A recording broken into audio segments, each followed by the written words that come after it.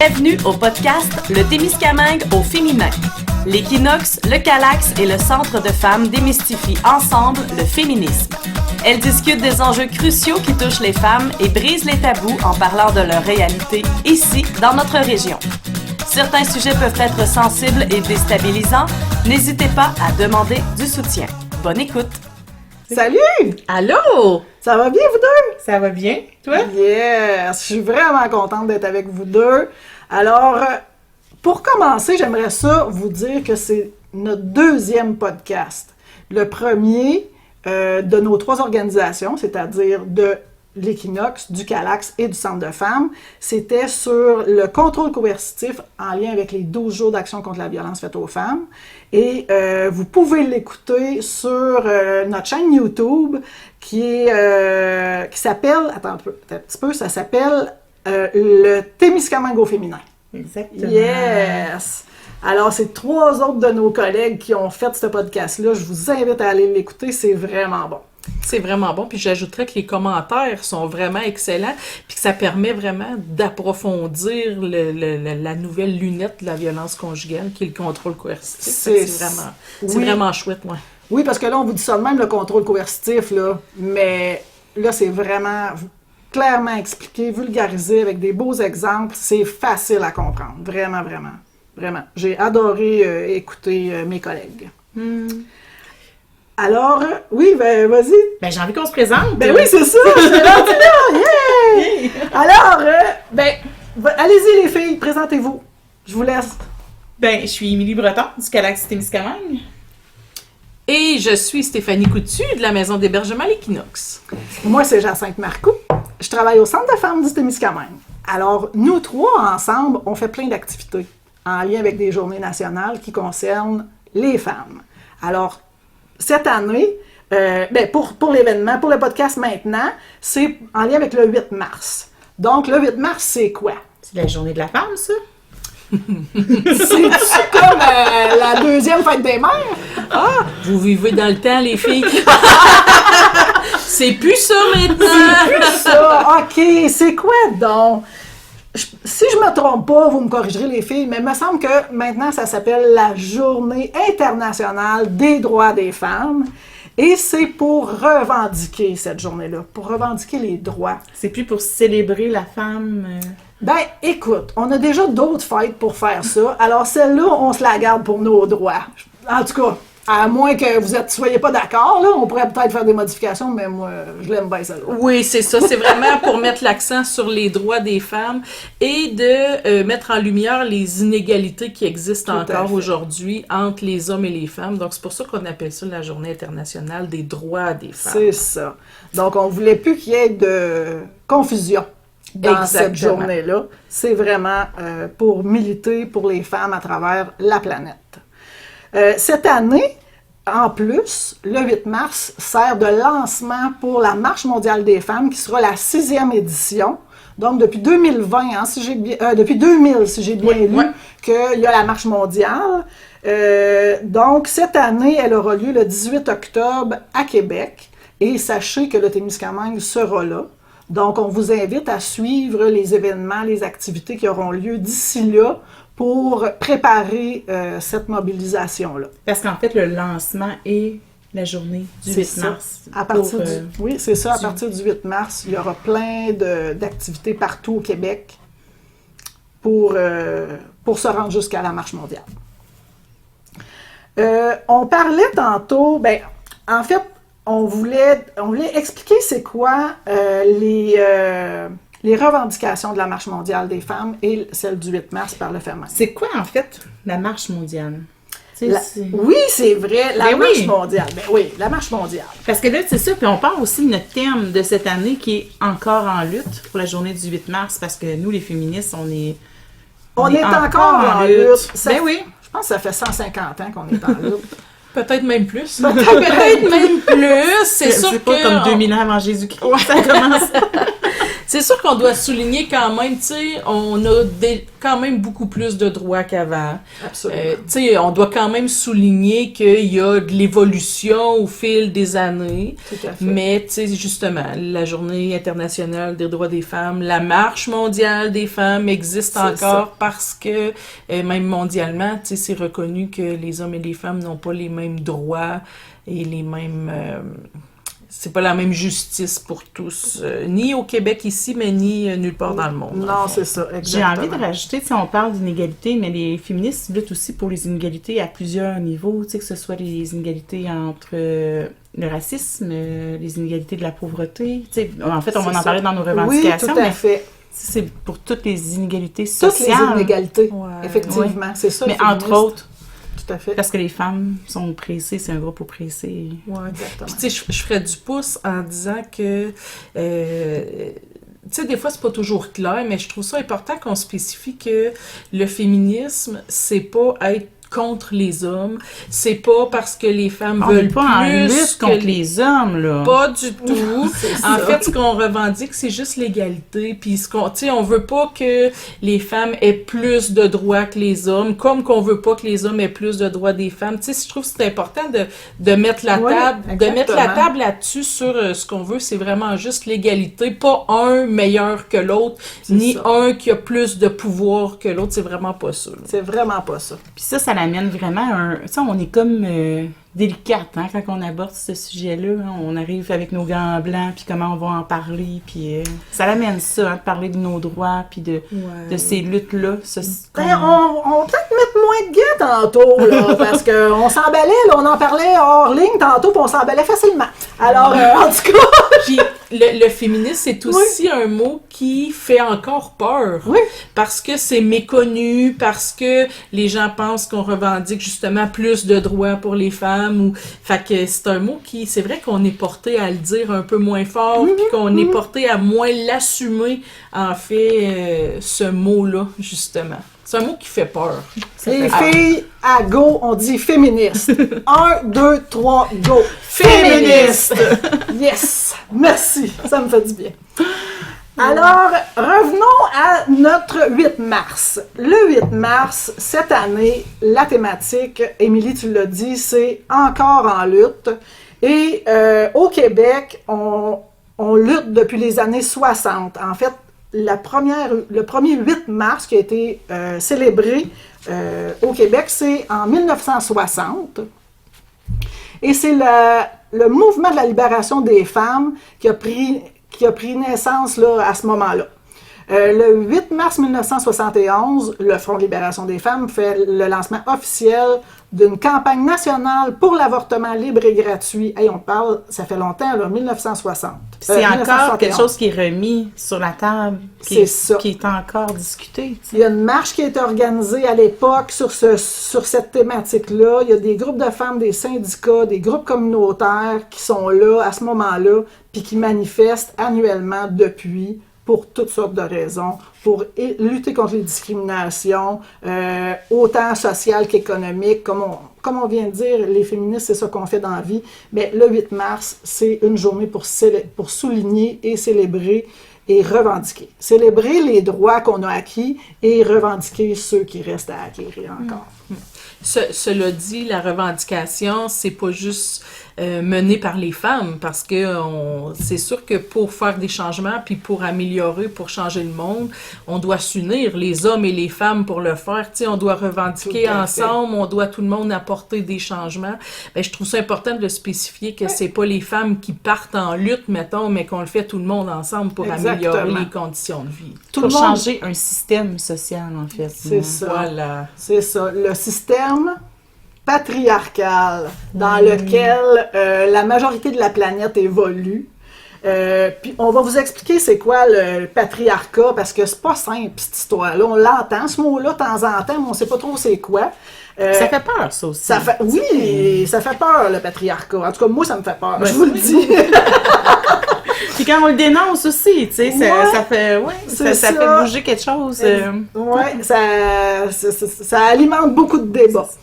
Donc, le patriarcat, c'est une forme d'organisation sociale dans laquelle l'homme exerce le pouvoir dans le domaine politique, économique, religieux, ou détient le rôle dominant au sein de la famille par rapport à la femme. Donc, le modèle social dans lequel on vit, il est construit comme ça à la base, depuis des centaines d'années. Donc, c'est difficile, socialement, c'est difficile de comprendre des fois pourquoi il y a des oppressions qui ont lieu, puis tout ça, mais la racine de ça, c'est le patriarcat. Puis, c'est facile en écoutant la définition de comprendre que, ouais, ça fait pas tant de sens que ça, que ce soit un modèle qui est masculin, qui est vraiment fait pour les hommes, alors que la moitié de la planète, c'est pas des hommes, là. On est un tout, on est tout le monde ensemble. Fait qu'il n'y a pas de raison pour que ce soit un plus que l'autre, selon nous, selon moi. Non, puis c'est vécu aussi à plusieurs niveaux. Tu sais, je t'écoutais, puis je pense juste côté politique, comment des femmes en politique, comment c'est difficile de faire leur place, où est-ce qu'ils vivent des... Tu sais, il y a plusieurs femmes même qui se retirent du milieu politique parce que c'est terrible ce qu'elles vivent là. C'est pas adapté du tout. Ça. Et on a eu une femme qui a été élue première ministre et elle a été victime d'une tentative de meurtre aussi. Hein? Le soir de Oui, son c'est élection. Ben C'est pas rien, là. Franchement, là. Non, Donc, on vit dans un modèle qui est enraciné fort et creux profondément, mais que sincèrement, j'ai de l'espoir parce que je regarde beaucoup de beaux documentaires en lien avec les jeunes, comment le modèle social se redéfinit actuellement. Sincèrement, ça me donne espoir. Oui, je pense ça me que... donne espoir. Je suis Oui. vraiment contente de voir ça. Puis tu sais, le patriarcat, on faisait des petites recherches là au préalable tantôt, puis tu sais, ce que ça disait, c'est que le patriarcat, c'est quelque chose qui est invisible pour ceux qui en bénéficient, mais qui est dénoncé par ceux qui le subissent. Exactement. T'sais. C'est pour ça souvent qu'on entend justement, ben non, c'est égal partout, ben non, les hommes et les femmes, on est tous égales, tu sais. Mais quand on se met à creuser et quand on se met à parler avec les femmes particulièrement qui subissent ces oppressions-là, c'est ça qui nous amène à réaliser que, OK, ouais, non, on n'est pas encore atteint l'égalité. Absolument pas. Puis, tu nommais le terme oppression. Ça veut dire quoi être opprimé? Ça veut dire quoi exactement être opprimé, subir des oppressions? Bien, je vous donne un exemple assez facile. Moi, je suis une femme et je sors le soir dans un bar et j'ai peur. Bien, c'est pas normal. Fait que je pense que je me sens opprimée juste du fait que je suis une femme. Parce que cette situation-là me rend mal et puis ça devrait pas. Fait que c'est une oppression. Puis si tu sors avec ton chum un soir, tu vas vivre moins de peur. Tu sais qu'il faut que tu ailles Oui, c'est comme ça. Quelqu'un pour t'accoter dessus pour... Exactement. C'est ça. Puis se faire siffler, tu sais,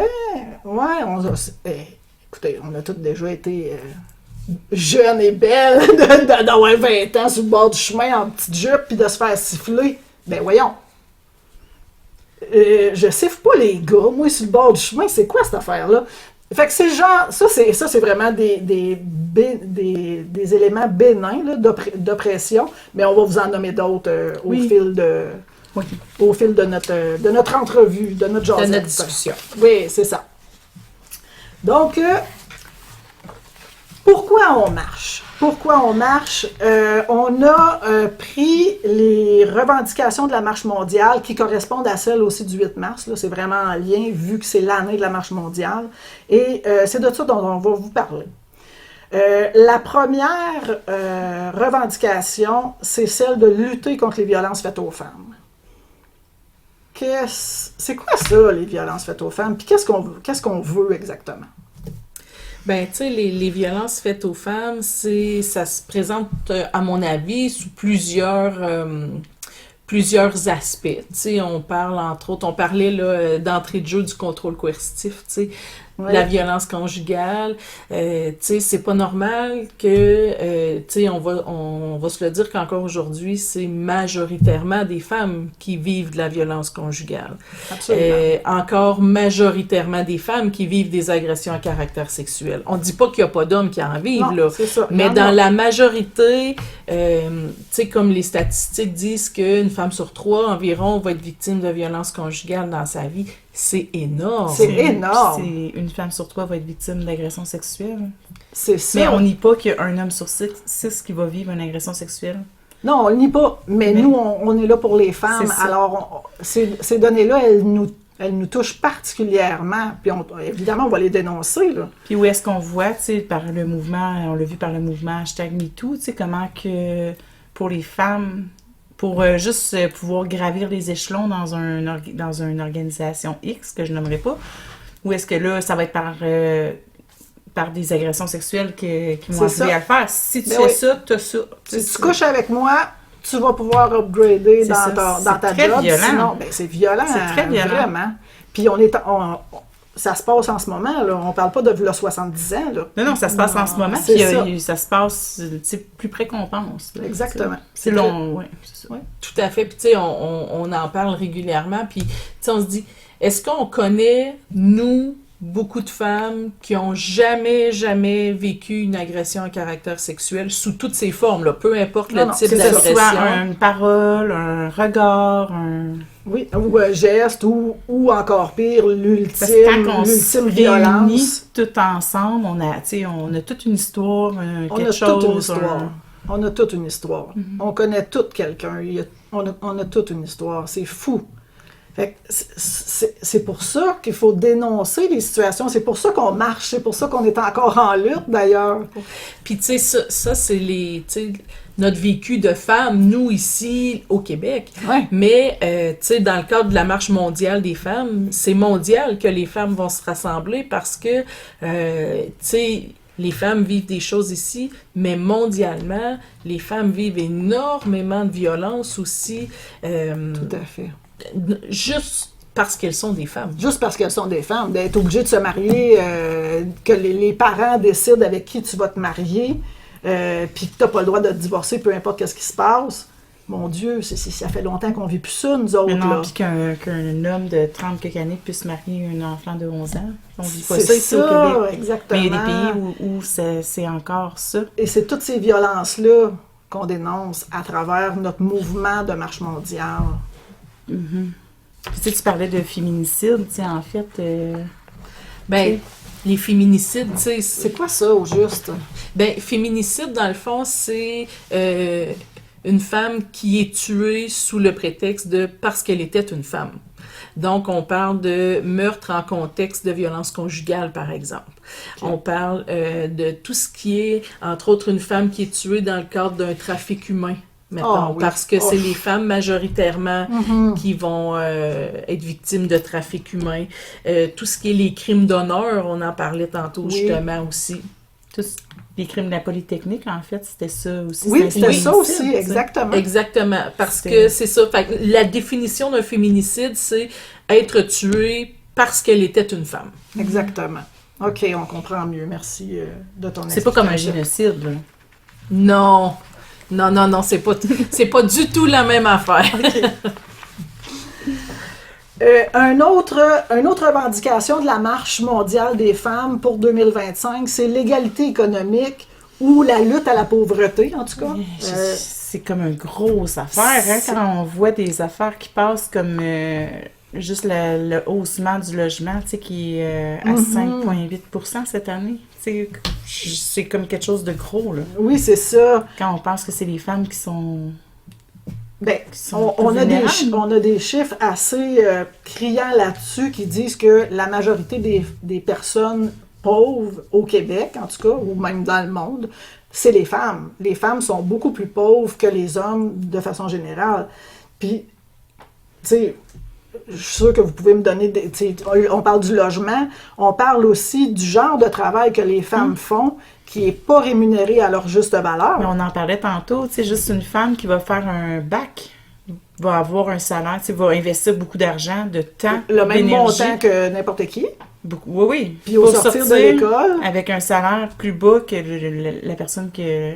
C'est souvent les hommes, tu sais, c'est plus des métiers hommes qui vont faire un DEP ou quelques mois, puis ils vont avoir des salaires faramineux. C'est aussi majoritairement, tu sais, tous les emplois qui sont à temps partiel sont majoritairement aussi des emplois qui sont occupés par les femmes. Donc, forcément, c'est des emplois qui créent la pauvreté, qui amènent les femmes à vivre dans la pauvreté.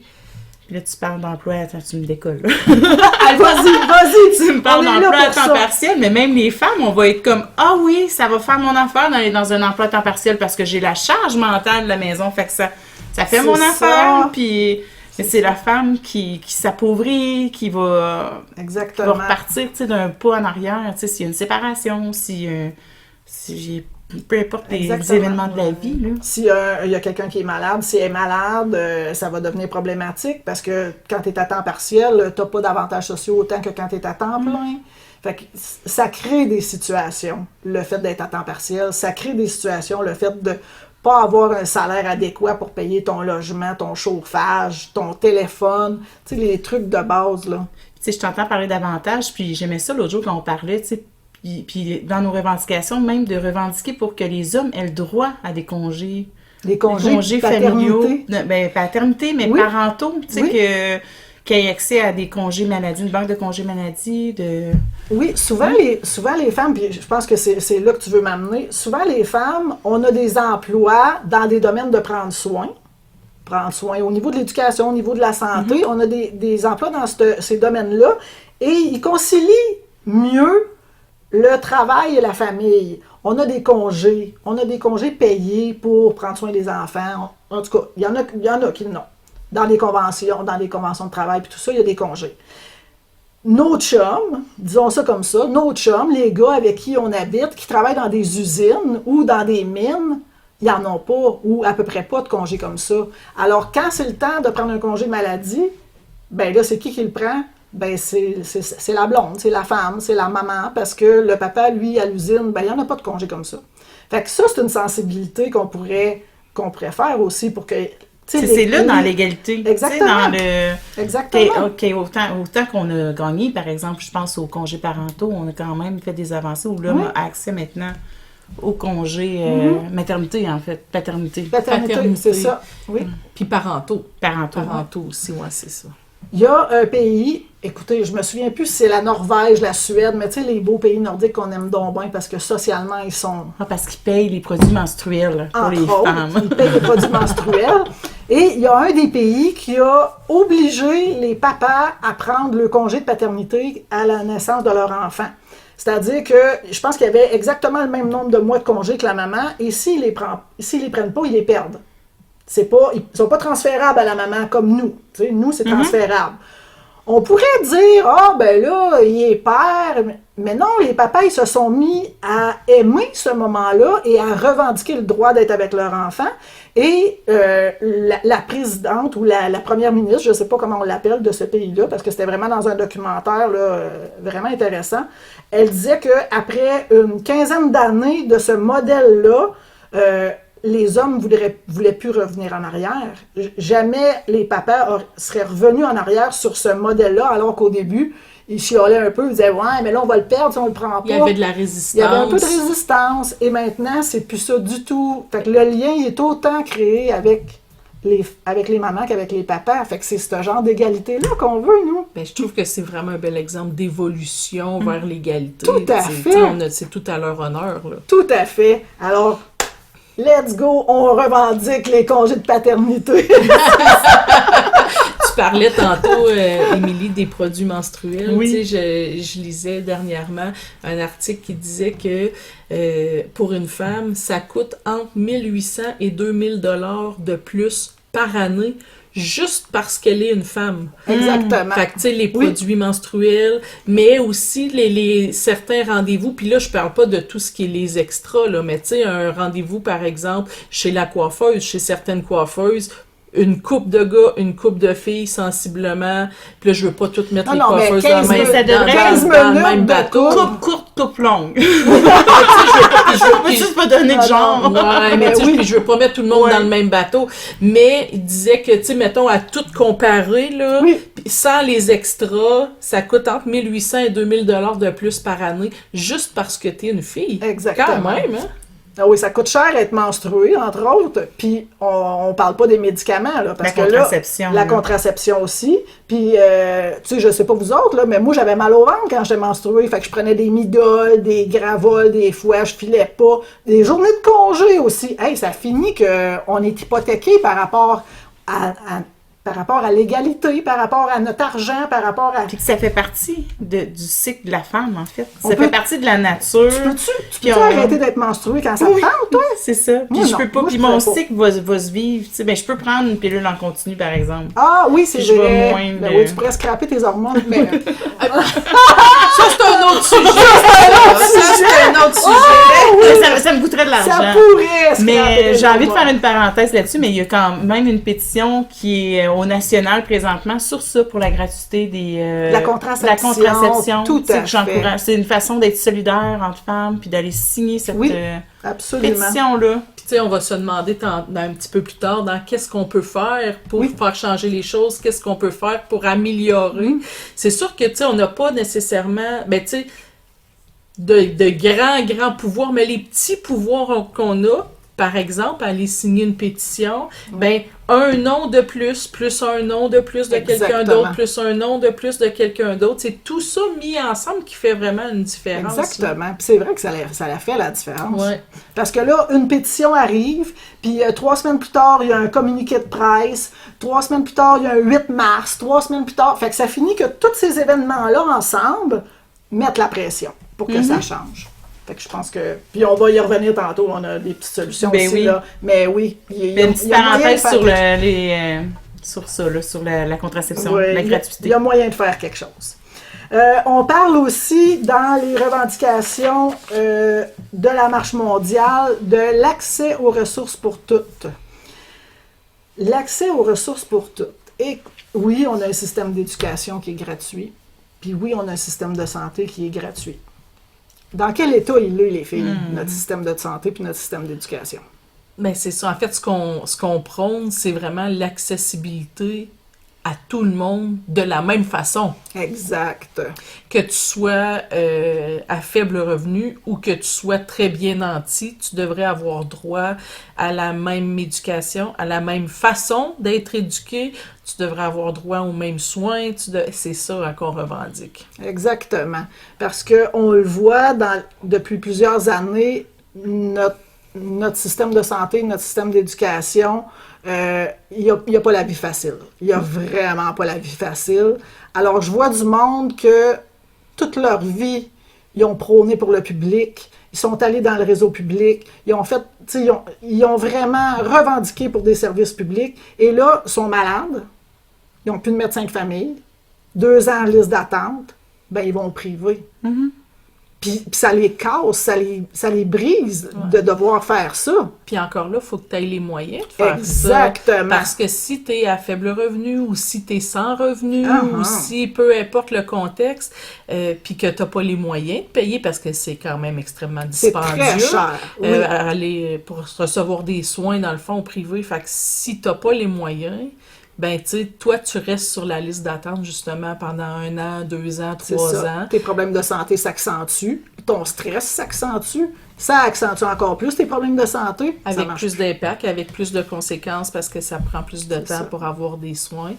Tandis que quand tu vas au privé, ben, parce que tu as de l'argent, tu as des soins beaucoup plus rapidement. Puis c'est ça aussi qu'on se dit, ben, c'est comme à 2 vitesses, tu sais. C'est ça, les gens qui sont mieux nantis ne devraient pas avoir de privilèges plus que les autres. T'sais. Ben non, parce que notre système social, il n'était pas bâti de même à la base. Dans les années 70, quand on a mis au monde le système social dans lequel on vit actuellement, le but, c'était pas ça. Non. Le but, c'était la même chance pour tout le monde. Et là... Mais que ce soit sinon pas financé par le gouvernement. Le privé. Oui, c'est ça aussi, c'est un souci. C'est un souci, ça. C'est un souci. Puis, tu sais, ce que je pense en vous écoutant, je trouve tellement que c'est relié avec l'égalité économique où c'est des travails principalement tenus par des femmes qui sont sous-payées dans le réseau de la santé, que ce soit aussi dans le réseau... Il y a des hommes, mais qui sont quand même en minorité. C'est majoritairement des femmes, là, c'est sûr. C'est ça, Puis, où est-ce qu'ils sont moins payés, puis ils n'ont pas le goût de rester là, en fait. Le présentement, c'est ça qu'on vit. C'est ça qu'on vit.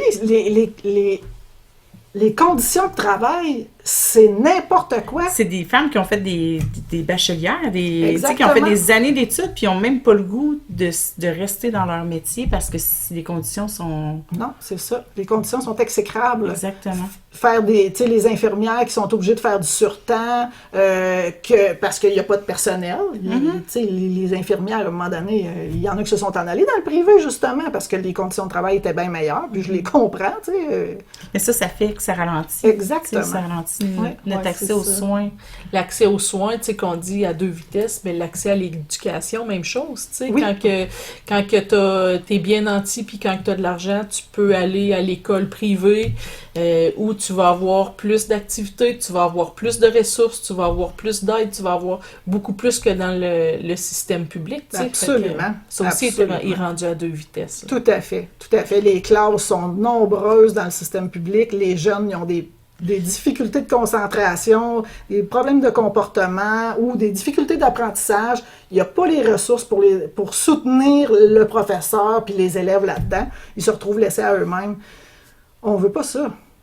On veut plus ça. On veut plus ça. Mm.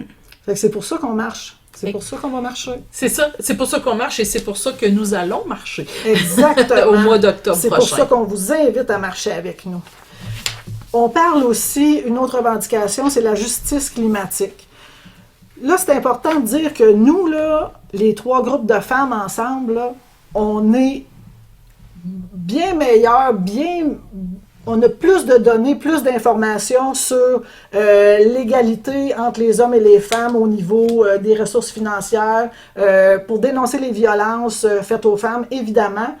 Quand on rentre dans Tout l'aspect de la pauvreté aussi. tout l'aspect de la pauvreté, on travaille là-dedans au quotidien. La justice climatique, c'est pas notre domaine de travail. Alors, on va en avoir un peu moins à dire, on veut pas trop se Mais mettre comme les pieds on dans se le disait plat. tantôt, on a même un gouvernement qui voit pas ça. On n'est pas en crise climatique. Oui, ça tu sais. existe pas, Ça existe pas. Non, Ça- c'est ça. C'est juste des variations de température. Là. Dans le monde, ça a déjà été comme ça, là, à travers l'histoire. Là. Oui, c'est ça. Puis des Ouais. catastrophes, il y en a toujours eu, puis il va toujours en avoir. Oui, c'est ça. Mais tu sais, c'est dans la façon de le voir. Tu peux voir une catastrophe à la fois ou tu peux mettre ensemble toutes les catastrophes qui s'accumulent et Exactement. qui sont de plus en plus importantes. Tu sais, C'est ça. selon la vision que tu peux y donner, ça. hein. C'est ça. Fait qu'on a beau être des groupes féministes, on sait que cet impact-là, il existe. On sait qu'il y en a Mais une oui, puis crise quand on climatique. lit ce qui est là, ça fait du sens, c'est de contester le capitalisme responsable de la crise climatique. On est c'est on ça. le voit que c'est là. Faire de l'argent à tout prix, ça fonctionne pas. Tu sais, tu parlais de déforestation. C'est tu sais, ça. Tu sais, c'est il y a des organisations qui brûlent des ressources, qui détruisent des ressources complètes pour faire de l'argent. Mais cet argent-là, ça va dans les poches de quelques personnes. Et même pas redistribué dans le milieu puis aux ouvriers qui sont là. Fait que, tu sais, il n'y a pas de gagnant, là. Il y a 2 gagnants. Il y a 1 ou 2 gagnants au bout de la ligne. Tout le reste du monde paye pour ça. Alors, le capitalisme, si on regarde une définition bien basique de qu'est-ce que c'est, là, c'est pas mauvais en soi. Parce que l'argent, ça peut être un moyen d'arriver à ses fins, mais c'est un moyen, c'est pas un but. Le problème dans la manière que le capitalisme est vécu sur la planète, c'est que c'est un but ultime, c'est de faire de l'argent. Mhm. Point à la ligne. Il est là le souci. Je pense que c'est ça qui fait en sorte que notre planète, elle tient pas le coup, là. Elle tiendra pas le coup. De là l'importance de tous les petits gestes qu'on peut faire, ne serait-ce que du recyclage, ne serait-ce que du Oui. compost, ne serait-ce que de jardiner, ne serait-ce Tu sais, tantôt on parlait de jardinage, ça vient aider dans l'égalité économique ou est-ce qu'on peut On peut se nourrir. faire une minute à la pauvreté? On peut se nourrir relativement facilement si on se donne les capacités de le faire. Puis il y a des organisations autour de nous, il y a des gens autour de nous qui ont des belles connaissances par rapport à ça, puis qui peuvent soutenir notre milieu là-dedans. Fait que profitez-en, ça vaut la peine. Oui, puis là, je pluguerais peut-être le jardin communautaire, tu sais, dans ceux qui ont pas accès, tu sais, quand ça se peut que quelqu'un qui habite dans un logement, qui a pas accès à un terrain, que c'est difficile de jardiner parce qu'il y a pas de place, parce que, bon, peu importe les différentes raisons, il y a des organismes, il y a des municipalités Oui. qui offrent... Ici, au Témiscamingue? Oui, tout Oui. à fait. qui offrent des endroits et qui offrent la possibilité de jardiner collectivement. Je suis Exactement. Puis donc, au centre de femmes, Oui, où oui. vous accompagnez à la transformation. Puis là, il y a le frigo communautaire, j'ai envie de parler. Il y a le frigo communautaire aussi. En fait, la sécurité alimentaire chez les femmes, c'est une de nos majeures en ce moment parce que depuis quelques années, ce qu'on se rend compte, c'est que les femmes sont pauvres, de plus en plus pauvres. Puis Le coût de la vie est en croissance constante. Les loyers sont pas... On peut plus louer loyer, ça n'a même pas de bon sens. Fait que les femmes sont vraiment pauvres. Ça crée toutes sortes de situations. Alors, ce qu'on s'est dit, nous, c'est, mettons l'accent sur la bouffe. Mettons l'accent sur la bouffe parce que ça, on a du contrôle là-dessus, puis on est capable de soutenir les femmes là-dedans. Sérieusement, si vous voulez faire du jardinage et que vous êtes une femme, venez nous voir, on va vous soutenir là-dedans, on paye tout. Là. On fait les semis avec vous, on a de la place pour le jardin, on a une serre, on a un frigo communautaire. La bouffe, pour les femmes, c'est notre domaine. Let's go, venez nous voir, s'il vous plaît. Ça ferait même de la soupe les mardis. Tous les mardis, on a de la soupe. C'est des produits de notre jardin là, qu'on a récoltés là, qui roulent dans notre soupe. Là. Fait que c'est vraiment c'est du bon stock. Là. Puis c'est ce que je voyais, c'est que souvent, il y a de la transformation aussi après. Là, exactement, vraiment. On fait des ateliers de cuisine collective. Les femmes peuvent repartir avec des plats. Ils s'échangent des recettes. C'est cool. Puis on essaie de donner des trucs pour que ça soit nourrissant et moins cher aussi. On a fait venir une nutritionniste au centre de femmes l'autre jour qui est venue nous montrer des recettes abordables puis que c'est super nourrissant. Alors, vraiment, là, on aime ça, travailler là-dessus avec les femmes. C'est vraiment agréable. C'est vraiment nécessaire. Si on continue de parler de justice puis de crise climatique, ce que j'aimerais vous encourager aussi, c'est d'essayer de faire des circuits courts dans vos achats. Ça veut dire quoi un circuit court? Mettons que j'ai besoin de bœuf, je vais aller encourager le producteur local. Lui, il va avoir besoin de carottes, moi j'en ai parce que je fais un jardin, fait que je vais y échanger ça contre des carottes peut-être, au lieu d'y acheter, je vais y échanger. Si j'ai besoin de services alentour, je vais essayer d'être alentour proche dans nos affaires. Que ça fasse pas comme... ça traverse pas le Canada, mettons. C'est ça, c'est pas obligé de traverser le Canada ou que ça vienne de la Chine ou... Ce qu'on est capable de faire proche, faisons-le. Je sais que des fois financièrement, on vient de parler de pauvreté, là, je le sais. Oui, parce que d'acheter local... Des fois, c'est pas à la portée nécessairement de tout le monde, mais sachez que les gens qu'on connaît alentour de nous sont de plus en plus disposés à troquer, à faire du troc. J'en entends plein de personnes qui sont maraîchers ou qui ont des petites mini-fermes puis ils disent moi si je peux troquer là, c'est ça que je fais. Je veux pas de l'argent, je vais troquer, je vais échanger des affaires, viens me donner du temps, ça va faire l'affaire. Il y en a plein de monde qui commence à triper vraiment plus comme ça.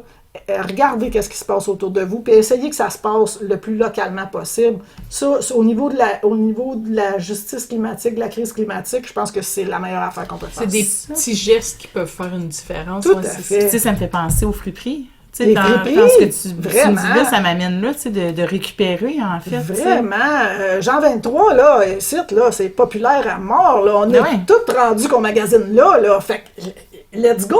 Tu sais, ça coûte rien en plus. Tu peux aller magasiner là, t'acheter pour 10$ de linge, tu remplis ton garde-robe, puis s'il y en a que ça te tente plus 2 mois après, tu le retournes au Jean 23. Ça va faire le plaisir à quelqu'un. Ça va faire le plaisir à quelqu'un. C'est une façon de récupérer. Exactement. Des petits gestes qu'on peut poser. Oui, tout à fait. Ça. Donc, réutiliser, réparer, recycler, let's go. C'est gagnant, là. C'est gagnant. C'est gagnant pour tout le monde. On n'avait pas grand-chose à dire sur la crise climatique, mais finalement, on en avait pas mal. Finalement, oui, c'est ça. Le dernier aspect des revendications de la marche mondiale, c'est moins de guerre et de militarisation. Écoutez, heureusement, on est choyé par rapport à ça au Québec, au Canada, parce que des conflits armés, on n'en a pas vécu souvent. En fait, on en a-tu vécu? Je crois pas. On a vu des soldats partir à l'extérieur pour aller aider, soutenir des pays qui étaient en guerre, mais nous, ici, sur notre territoire, on n'en a pas. Mais il y a quand même une hausse de guerre, tu sais, qui crée l'insécurité. Moi, je le vois chez les jeunes, où est-ce que vraiment... c'est une peur de... d'une troisième guerre. Exactement. Présentement, il y a une hausse de... Puis, tu sais, les personnes qui en souffrent le plus, dans le fond, c'est les enfants puis les femmes. Ouais. T'sais. Oui, puis tu sais, comme là, on va marcher justement mondialement. Mondialement. Parce que je Nous, voudrais qu'ils ici- déposent les armes là, à Gaza. Puis Ben, qu'ils tout à déposent les fait. armes Nous, en ici, Ukraine. on est quand t'sais. même privilégiés. Tout à fait. Mais on va aussi marcher pour les femmes du reste du monde. Là. Pas Exactement. juste, tu sais, on le fait en solidarité. Puis c'est pour ça que c'est une marche mondiale. Parce Oui. que toutes les femmes se mobilisent, dans le fond. Puis je dis une marche, les femmes se mobilisent, mais les hommes vont être aussi Oui, absolument. invités à venir marcher. Là. Comme on le disait d'entrée de C'est jeu. des Absolument. Comme on le disait d'entrée de jeu, on doit travailler tout le monde ensemble pour apporter des changements. là. Exactement. Puis la guerre, la militarisation, selon moi, c'est inacceptable. Parce que c'est encore une question de ressources, c'est pas une question d'humain. On n'est pas dans l'humain quand on est là-dedans, c'est juste une question de ressources, puis il me semble qu'on veut plus jouer là. On veut plus y aller. D'investir de l'argent là, pendant qu'il y en a qui n'arrivent pas à se loger, qui n'arrivent pas à se nourrir, C'est ça. qu'il y a une hausse de sans-abri, vraiment... Ben non, c'est ça, ça fait pas de même sens. au Québec, là, tu sais, Oui. c'est quelque chose de vraiment présent, là. Exactement. Ça n'a aucun sens d'investir autant d'argent dans des guerres.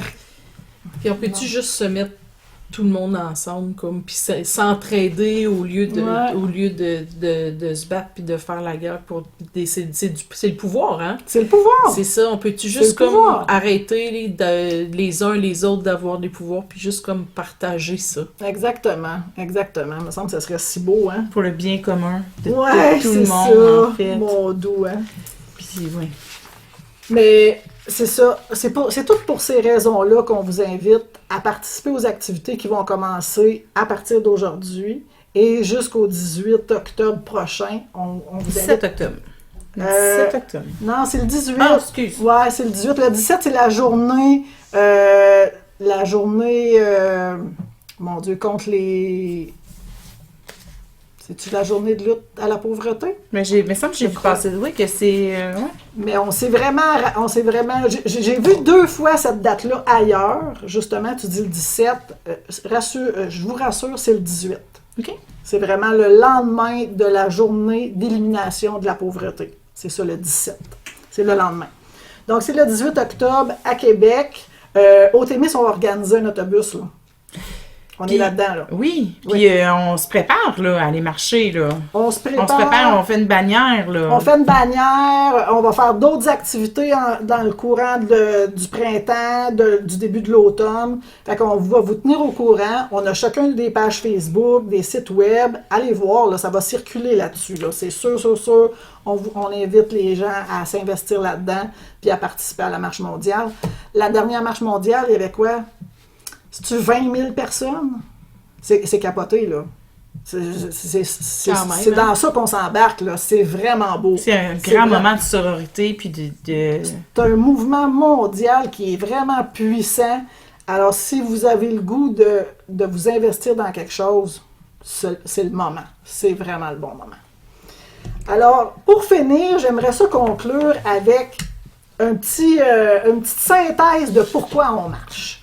Nous marchons pour les droits des filles et des femmes à vivre en paix et en sécurité. Me semble. Ouais! Yeah! Les droits des filles et des femmes de pouvoir faire leurs propres choix libres et éclairés et que ceux-ci soient respectés. Hey! Les droits à un revenu décent garantissant une autonomie économique aux femmes pour vivre dans la dignité. Hey! Le droit à un accès gratuit et universel à des services publics de qualité, entre autres celui de la santé, des services sociaux, mais aussi celui de l'éducation. Yeah! Le droit de vivre dans un environnement sain et respectueux des humains, des communautés et de la biodiversité. Oui! Oui, on le veut! Oui, on le veut! Alors, on termine sur cette belle note. Je termine frissonnée. Hey, moi aussi, c'est ça. Puis investissez-vous, là. Il y a plein d'activités qui se font pour parler de ces trucs-là, pour vous aider, vous soutenir là-dedans. dénoncez les choses que vous voyez. Si vous êtes en sécurité pour le faire, dénoncez, s'il vous plaît. Oui, puis chaque petit geste, tu sais, on en a parlé un petit peu là, précédemment, mais tu sais, plein de petits gestes qu'on peut faire qui font une différence.